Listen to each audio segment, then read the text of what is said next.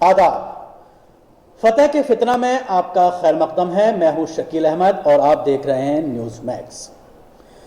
आज हम इस प्रोग्राम में बात करने जा रहे हैं, जिस तरह से अभी परसों जिस तरह से प्रोग्राम आया जी न्यूज़ पर, और उसमें तारीख फतेह का ये दावा था कि हमने आज सिर्फ महिलाओं को बुलाया है, तो हमने भी आज दो ख्वातीन को अपने स्टूडियो में बुलाया है। हमारे साथ हैं डॉक्टर शहला नवाब जो समाजी कारकुन हैं, और दूसरे मेहमान हैं अतिया सिद्दीक़ा जो सेक्रेटरी हैं ख्वातीन विंग की जमात इस्लामी हिंद की। इन दोनों मेहमानों से हम बात करेंगे जिस तरह से तारीख फतेह ने फतवा दिया है कि कट्टरपंथियों और मौलानाओं के दबाव में महिलाएं रहती हैं, और उस पर डिस्कशन करने के लिए उसने 4 ख्वातीन को, मुस्लिम ख्वातीन को बुलाया था, और पूरा डिस्कशन किया गया कि किस तरह से 4 शादियां कितनी गैर इस्लामी हैं या कितनी आज जो है उसकी कोई मान्यता नहीं है और कानून में बदलाव आना चाहिए।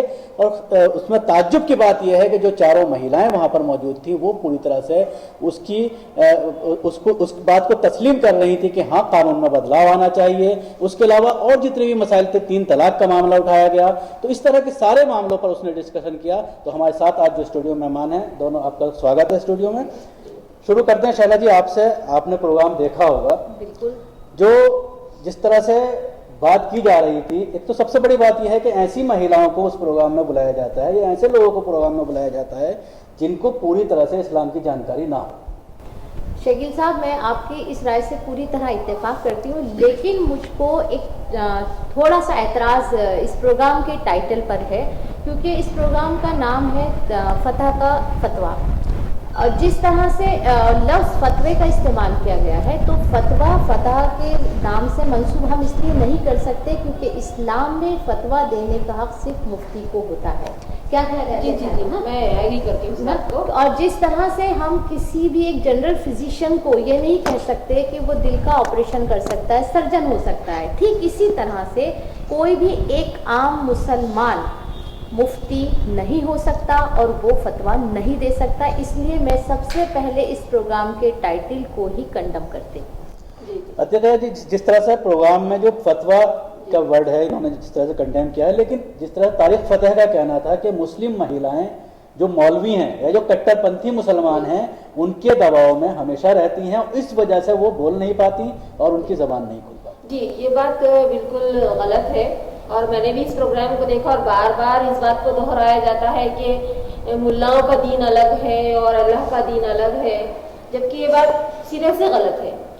यानी देखिए, आप इस्लाम की जो तालीमात है, जो हमारे मौलवी हजरात हैं अपने 8-8, 10-10 साल डालकर मदारिस में तालीम हासिल करते हैं और दीन का पूरा इल्म जानते हैं।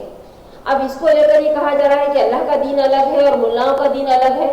जो इस्लामी तालीमात है उसको पूरी तरह से वाज़ेह किया जा रहा है, बताया जा रहा है कि इस्लामी तालीमात पूरी तरह से फितरी हैं। इंसान को जिस ज़ात ने बनाया है उसने ही इन सारी तालीमात को नाजिल फरमाया है इंसानों की भलाई के लिए। लेकिन ये इस तरह से मुल्लाओं का दीन और अल्लाह का दीन कहकर ये डिफ्रेंशिएट करते हैं ना, बिल्कुल गलत है। और जैसे कि अभी शहला साहिबा ने भी बताया कि फतवा वही दे सकता है जो पूरा इसका कोर्स किया हुआ हो, जो मुफ्ती का कोर्स किया हुआ हो, वही दे सकता है। और पैनलिस्ट में भी ऐसे ही लोग होने चाहिए जो इस्लाम को जानते हों, इस्लाम की बेसिक और बुनियादी चीज़ों को भी जानते हो, जिन्होंने पढ़ा हो। यानी हम अपने सोच पर और समाज जिधर जा रहा है उसको लेकर हम बात नहीं कर सकते इस्लाम की, क्योंकि इस्लाम जो हमको मजहब जो तालीम देता है वो पूरी तरह लिखी हुई है। ऐसा नहीं कि कोई हवा में है या फिर हालात के तहत बदलती जाती है, ऐसा बिल्कुल नहीं है, बल्कि पूरा लिखित है और उस जात का उतारा हुआ है। यदि उसमें एक खातून थी जिनका ये कहना था कि इस्लाम में औरतों के लिए पर्दा कहीं आया ही नहीं है, सिर्फ मर्दों के लिए जिक्र है कुरान में कि वो अपनी निगाहों को नीचे रखें। उनका ये कहना था कि बुर्का ओढ़ना या चादर ओढ़ना कहीं से इस्लाम में कहीं नहीं है। अगर वो सूरह नूर और सूरह अहज़ाब का मुताला करती होती डीपली, तो इस तरह की बात हरगिज नहीं कह सकती थी।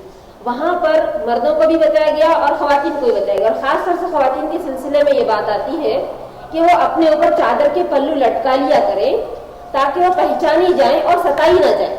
यानी ये हमारा जो बुर्का है, ये जो पर्दा है, ये सिंबल है हमारे शरीफ होने का। यानी हमारे समाज में बहुत किस्म के लोग होते हैं, हम किस किस को कहेंगे कि आप हमारी तरफ ना देखें और इस तरह से ना करें, हमको अपने आप को कवर अप करना है। ये एक बहुत अच्छा कवच है जो हम पहनकर बाहर निकलते हैं, जिससे जो समाज में جو غلط نگاہیں رکھتے ہیں ان ساری نگاہوں سے ہم بچتے ہیں. اس وجہ سے یہ پردہ ہے, ہم کو اس سلسلے میں ڈیپلی معلومات لینا ہوگا. شیلا صاحبہ, جس طرح سے میں نے ابھی ذکر کیا کہ کہنا ہے کہ صرف عورت آدمیوں کے اوپر یہ ہے کہ وہ اپنی نگاہیں نیچے رکھیں, لیکن اگر آپ ہندوستان کے تناظر میں دیکھتے ہیں تو نہ صرف اسلام بلکہ یہاں پر جس طرح کا ماحول ہے, غیر مسلموں میں بھی پردہ, سرداروں میں پردہ, آپ دیکھنا شادیوں میں جاتے ہیں بالکل خواتین کا الگ انتظام ہوتا ہے, تو کیوں آخر صرف اسلام کو ہی نشانہ جو ہے؟ سب سے پہلے تو شکیل صاحب میں لفظ پردے کے بارے میں یہ کہنا چاہتی ہوں کہ یہ پردہ جو ہے نا صرف مسلم عورتوں کے ساتھ جڑا ہوا نہیں ہے. ابھی آپ 20, 25, 30 سال پرانے سینیریو میں جا کر دیکھیے, ہماری غیر مسلم خواتین, خاص طور سے جو لوگ ہندو مذہب سے تعلق رکھتے ہیں, باقاعدہ پردہ ہوتا تھا, گھونگھٹ ہوتا تھا, ساڑی پہن کر اگر مندر جا رہی ہیں, بازار میں کچھ سامان لینے جا رہی ہیں تو ہمیشہ ان کے چہرے پر ایک گھونگھٹ ہوا کرتا تھا. اچھا, اس کے بھی نظر انداز کر کے ابھی آپ راجستھان میں چلے جائیے یا دوسری جگہوں پر چلے جائیے, وہاں آج بھی گھونگھٹ کا رواج ہے. صرف یہ ہے کہ برقع جو ہے نا ایک کور کرنے کے لیے, یا پھر میں اس کی مثال آپ کو اس طرح سے دے سکتی ہوں کہ اگر آپ سڑک سے کھانے کے لیے کوئی بھی چیز کھلی لے کر جائیں گے اس پر سب کی نظر پڑے گی, یا پھر یہ سمجھ لیجیے اگر آپ ایک میٹ کا ٹکڑا بھی, گوشت کا ایک ٹکڑا اپنے ہاتھ میں لے کر گھر سے نکلیں گے تو 50 طرح کے کتے آپ کی طرف دوڑیں گے.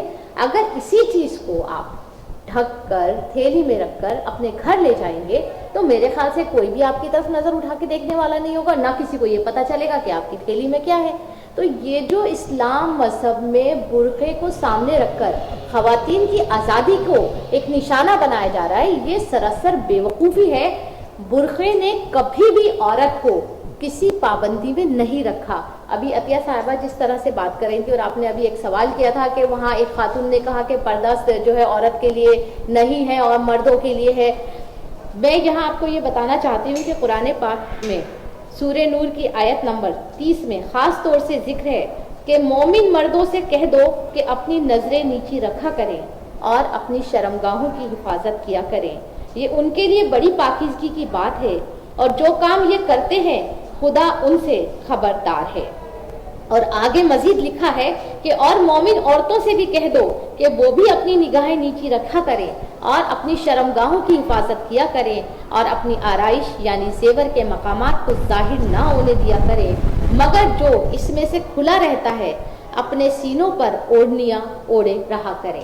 اس میں کافی تفصیل کے ساتھ ہے, لیکن میں صرف بطور حوالہ اس پروگرام کے لیے یہ یہاں بالکل. ناظرین, آپ نے دیکھا ہوگا کہ اس طرح سے قرآن کا حوالہ دے کر کے, آیت کا حوالہ دے کر کے سمجھانے کی کوشش کر رہی ہیں شیلا نواب صاحبہ. اور اس کے علاوہ عطیہ صاحبہ, جس طرح سے ایک سوال اور اس میں کیا کہا گیا کہ 4 شادیاں یہ پرانا ٹریڈیشن ہو گیا, 4 شادیوں پر پابندی لگنی چاہیے, رولز میں بدلاؤ آنا چاہیے, لا میں بدلاؤ آنا چاہیے. تو کہیں نہ کہیں 4 شادیوں کے اوپر اٹیک کیا جا رہا ہے, 3 طلاق کے اوپر اٹیک کیا جا رہا ہے, پردے کے اوپر اٹیک کیا جا رہا ہے. دیکھیے 4 شادیوں کے سلسلے میں بتانا چاہتی ہوں, جیسے سورہ نساء میں اللہ تعالیٰ ارشاد فرماتے ہیں کہ اگر تم چاہتے ہو تو 1, 2 یا 3, 4 شادیاں کر سکتے ہو, لیکن اس کے ساتھ میں یہ شرط بھی لگا دی گئی ہے کہ تمہیں عدل کرنا ہوگا, اور اگر تم عدل نہیں کر سکتے, برابر نہیں کر سکتے, تو تمہیں پھر ایک پر ہی اکتفا کرنا ہوگا, تمہیں ایک ہی بیوی سے شادی کرنی ہوگی, ایک ہی عورت سے شادی کرنی ہوگی.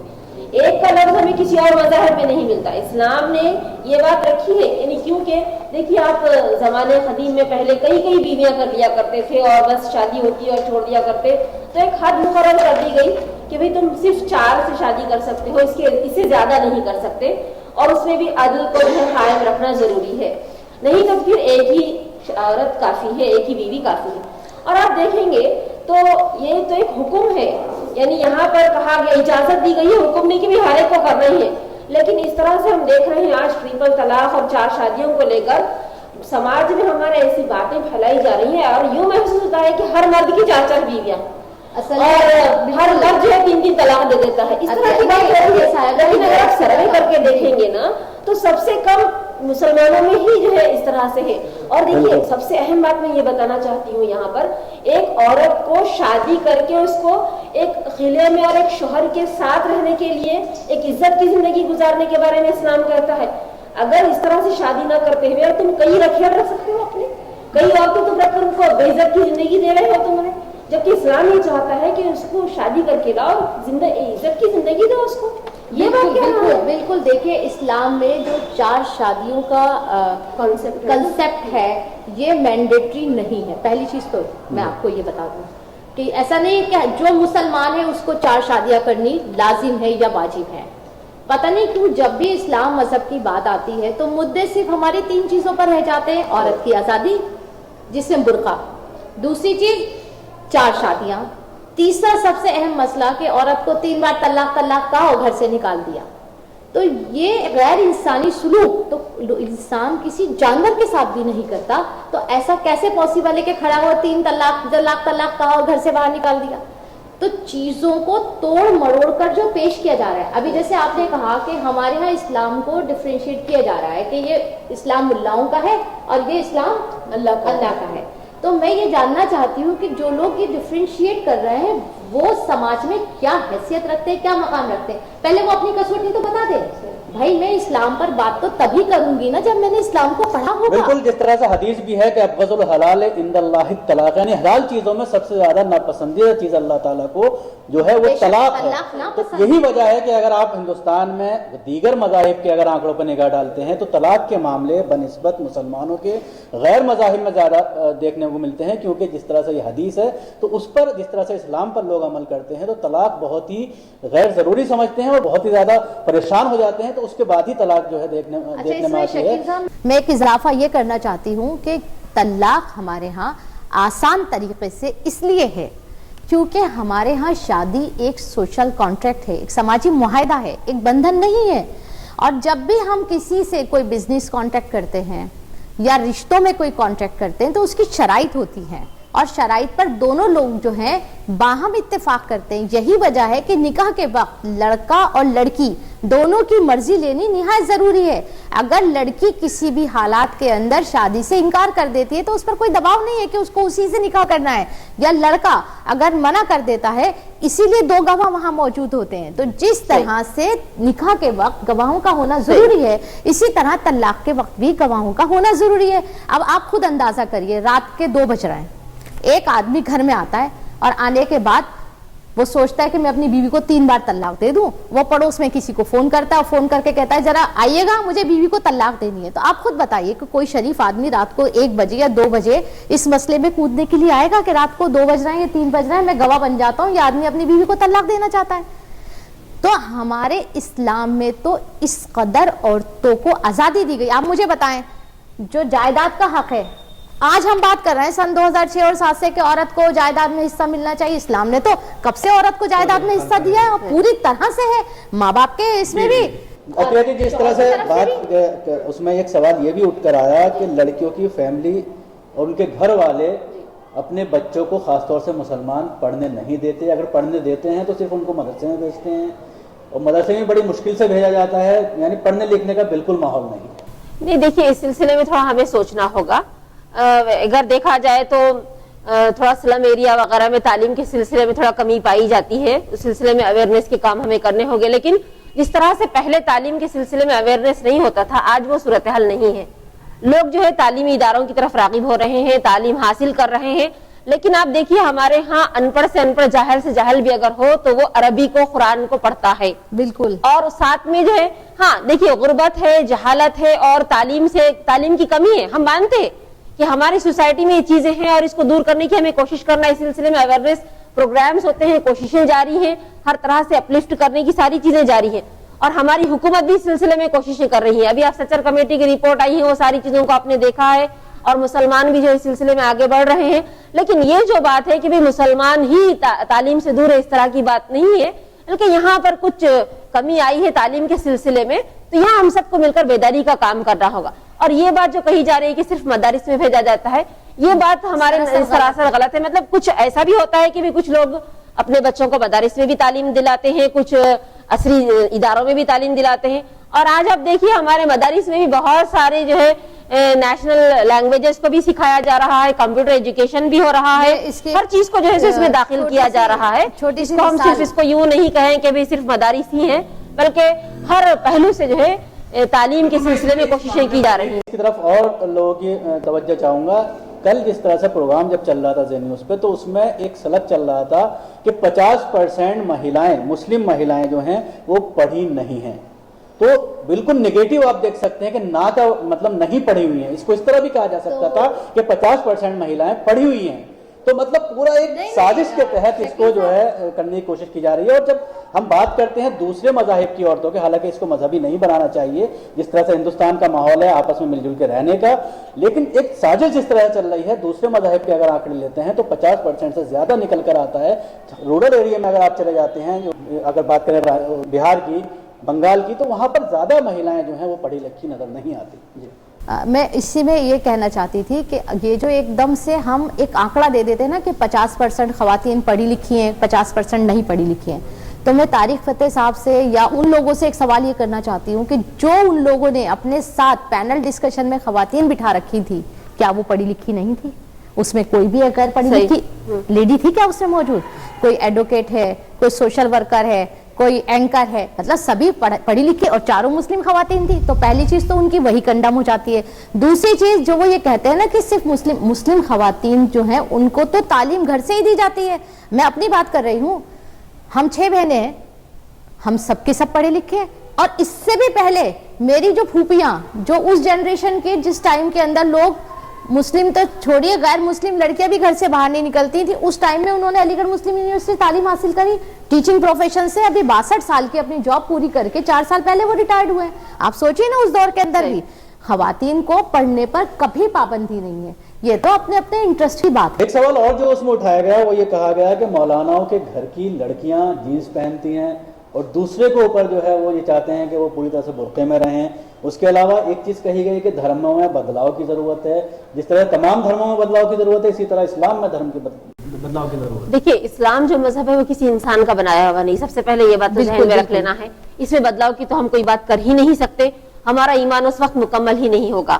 تو یہاں سب سے پہلے جو بات ہمارے ذہن میں آنی چاہیے کہ اسلام کا جو مذہب ہے وہ اللہ تعالیٰ کا بتایا ہوا قانون ہے جس پہ ہم سب کو ایمان لانا ہے, اس پر یقین کرنا ہے. اس میں ہم سب کی تمام انسانیوں کی بھلائی ہے.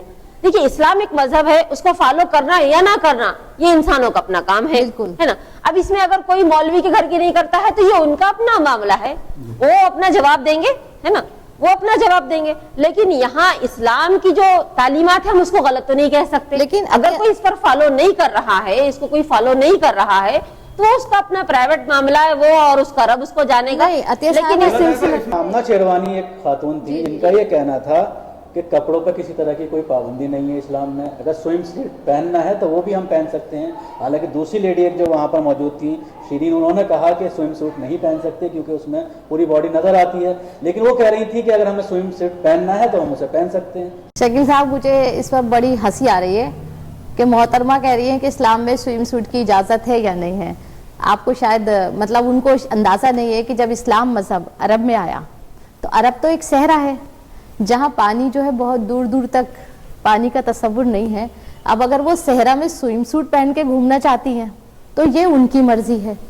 تو میں تو مطلب کس قدر واہیات سوال ہے. اب کیا یہ ایسا ہو سکتا ہے کہ ہم کسی کی کوئی مر جاتا ہے اور ہم وہاں جا رہے ہیں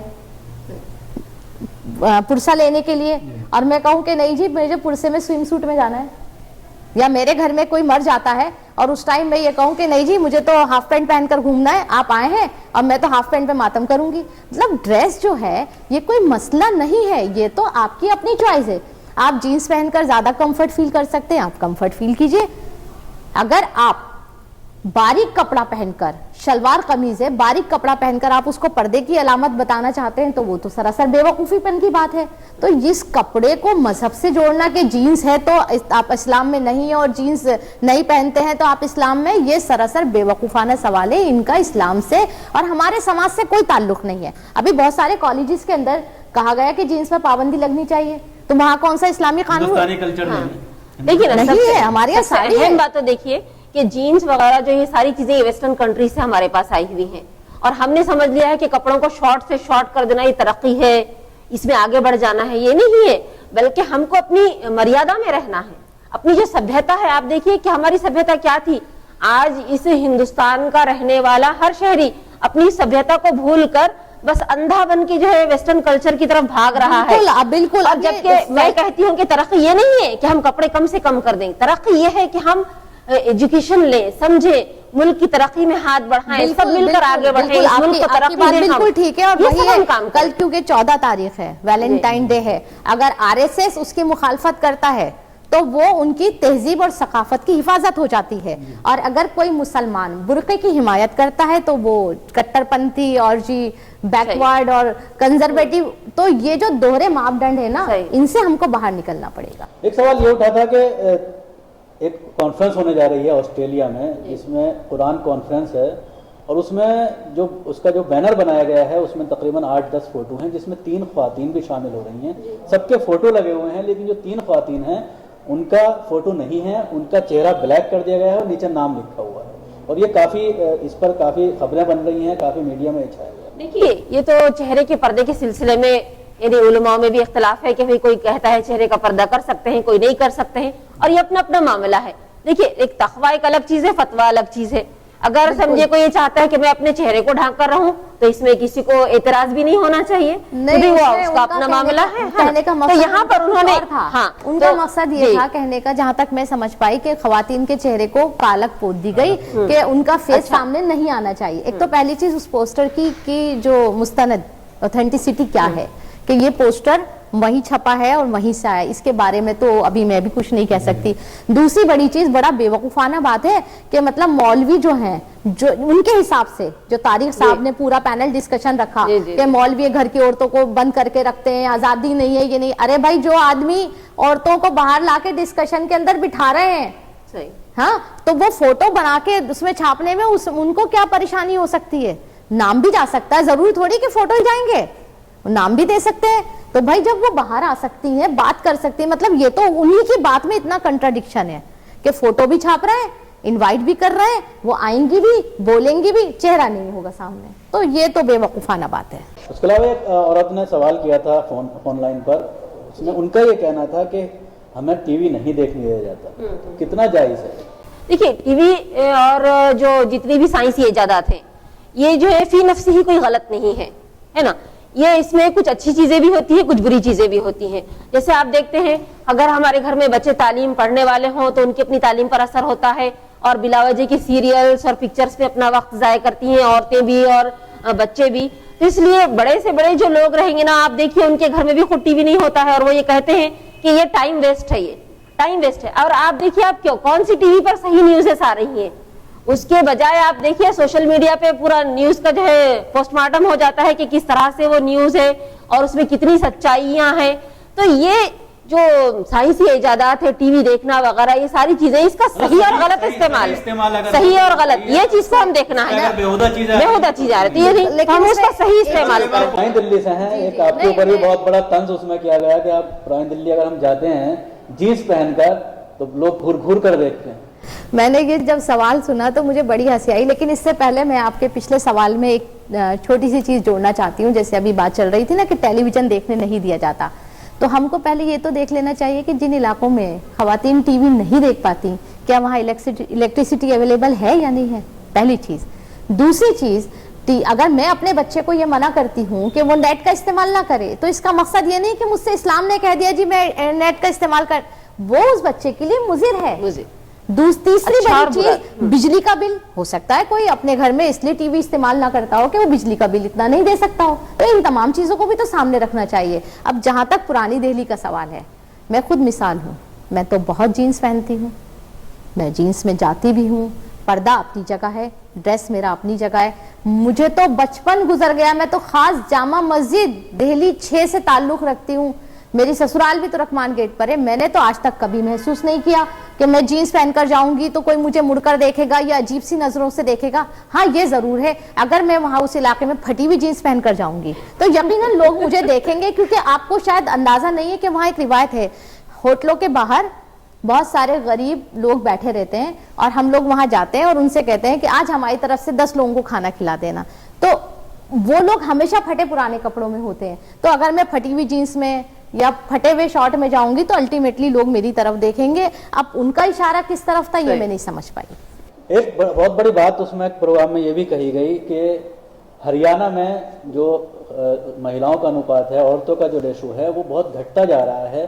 تو جیسے اس میں یہ کہا گیا تھا کہ اس وقت پر مہیلاؤں کی تعداد زیادہ تھی، عورتوں کی تعداد زیادہ تھی، جس کی وجہ سے 4 شادیوں کی اجازت دی گئی تھی. حالانکہ قرآن میں ہے بالکل کہ 1 2 3 4 اگر آپ کی حیثیت ہے تو آپ شادی کر سکتے ہیں، لیکن اس کو بالکل نظر انداز کیا گیا کیونکہ انہیں قرآن کے بارے میں، قرآن کی تعلیمات کے بارے میں کچھ معلوم نہیں تھا. لیکن جو ایک بہت بڑی بات کہی گئی کہ جس طرح سے انوپات گھٹتا جا رہا ہے، ریشو گھٹتا جا رہا ہے، تو اب عورت کو بھی 2 شادیاں کرنی چاہیے. دیکھیے کتنا یعنی سوال کو توڑ موڑ کر پیش کیا جائے، جبکہ ہم کو اس طرف توجہ دینا ہے کہ فیمیل فٹیزائڈ کتنا زیادہ بڑھ رہا ہے نا. اس طرف ہمیں توجہ دینا، یہ ساری چیزوں کو چھوڑ کر اس کو ایک عورت بھی جو ہے 2 آدمیوں سے شادی کرے، اس طرح کی بات آ رہی ہے، جبکہ یہ سراسر غلط ہے.